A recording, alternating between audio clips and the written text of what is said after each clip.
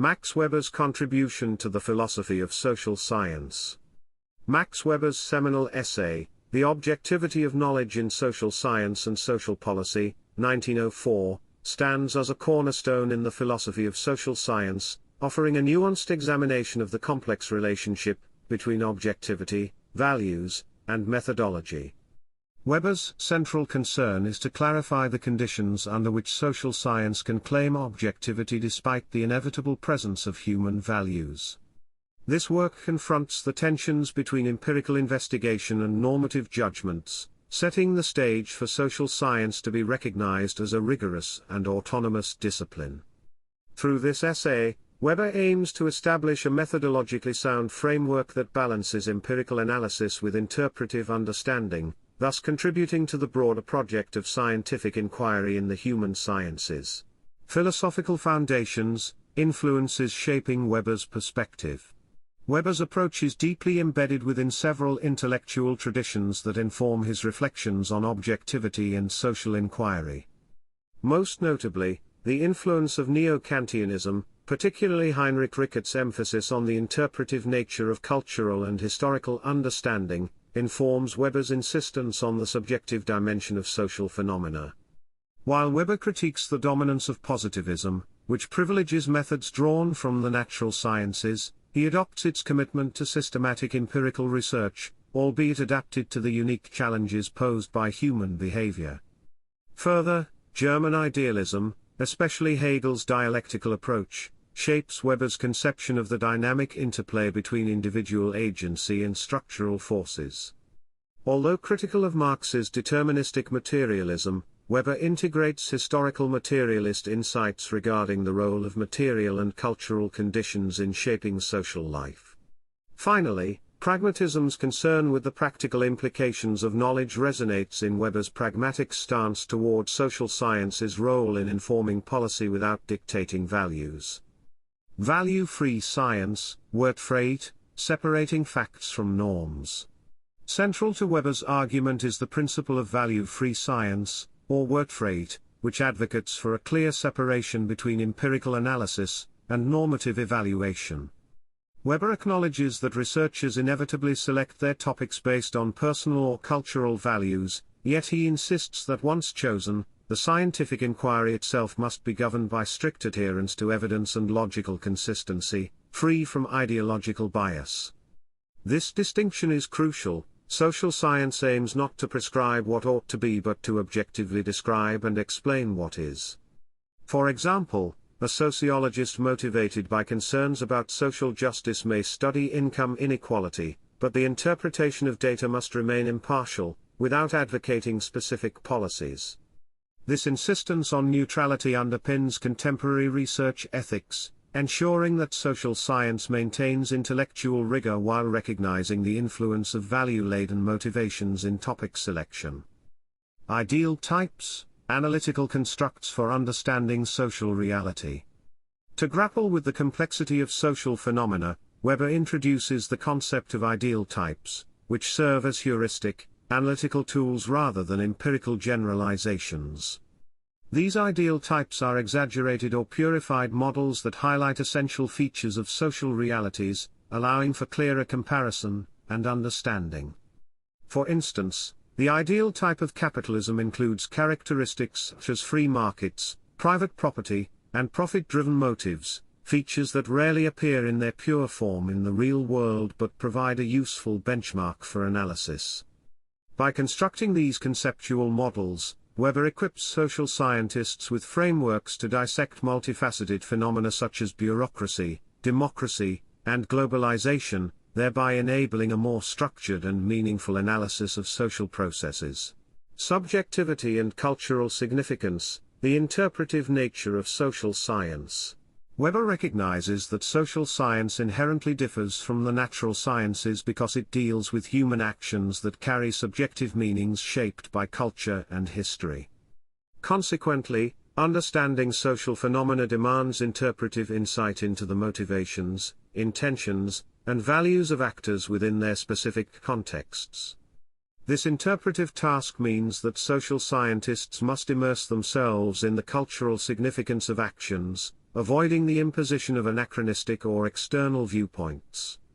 For example, a historian studying medieval feudalism must seek to understand the worldview and social norms of that era rather than judging them by modern standards. This focus on contextual interpretation underlies qualitative methodologies across disciplines like anthropology, sociology, and history, emphasizing empathy and deep, cultural comprehension. Distinction between facts and values, preventing ideological distortion. A pivotal theme in Weber's essay is the sharp differentiation between empirical facts and normative values. He cautions that conflating these domains leads to ideological distortions that undermine scientific integrity. Science's role is to clarify the possible consequences of different value choices, not to make moral or ethical prescriptions. For instance, a social scientific study on the death penalty may objectively assess its deterrent effects or economic costs but must refrain from declaring whether the practice is morally justified. This distinction safeguards intellectual honesty, preventing the politicization of research findings and ensuring that social science serves as a tool for illumination rather than moral judgment. The role of social science in policy, informing without prescribing. Weber envisions social science as a valuable resource for policymaking, but one that must remain cautious about its own normative role. The primary task of social scientists is to analyze and clarify the practical consequences of various policy options, providing evidence-based assessments without dictating which choices policymakers should make. For example, a social scientist may evaluate the economic impacts of carbon taxation as a climate policy measure but leave the normative decisions about implementation to elected officials. This stance reinforces the importance of maintaining a boundary between empirical knowledge and value judgments, promoting responsible and informed governance while preserving the autonomy of scientific inquiry. Historical context and scientific relativism, knowledge as time-bound. Weber also highlights that all scientific knowledge is historically situated, reflecting the cultural values and assumptions prevailing at the time of its production. This historical relativity does not negate the possibility of objectivity but encourages critical reflection on the evolving nature of knowledge. For example, research on race and ethnicity in the 19th century often mirrored colonialist biases, demonstrating how dominant ideologies can shape scientific inquiry. This insight fosters awareness of implicit biases in contemporary research, urging scholars to remain vigilant about the contexts that influence their work and to critically evaluate their own assumptions. Practical implications, Weber's legacy in everyday life and scholarship. Weber's framework extends beyond academia, offering tools for enhanced critical thinking, policy analysis, education, media literacy, and interdisciplinary collaboration. His emphasis on distinguishing facts from values equips individuals to better evaluate political claims, media narratives, and public discourse. Policymakers benefit from a clear understanding of how social science can illuminate potential consequences without imposing ethical imperatives. Educators incorporate Weber's principles to promote evidence-based reasoning and analytical rigor among students. Furthermore, recognizing the interpretive dimension encourages interdisciplinary approaches that combine empirical rigor with cultural understanding, essential for tackling complex social challenges. Critiques and alternative perspectives, expanding the debate. Despite its enduring influence, Weber's approach has faced significant critiques. Marxist scholars contend that Weber underestimates the primacy of material conditions in shaping values, accusing his framework of idealism that divorces economic realities from ideology. Postmodern thinkers, notably Michel Foucault, challenge the very notion of objective knowledge, arguing that all claims to objectivity are entwined with power relations that define what is accepted as valid knowledge. Pragmatists such as John Dewey criticize Weber's insistence on neutrality, advocating for a science actively engaged with solving social problems rather than detached observation. Feminist critiques highlight how Weber's model overlooks the pervasive impact of gender and other power dynamics on research agendas and interpretations. Finally, Some argue that Weber's ideal of value-free science is an unrealistic aspiration, given the inevitable presence of implicit biases in all researchers. Conclusion: Weber's enduring contribution to social science. Max Weber's The Objectivity of Knowledge in Social Science and Social Policy remains a foundational text that rigorously explores the challenges of objectivity, values, and methodology in social research.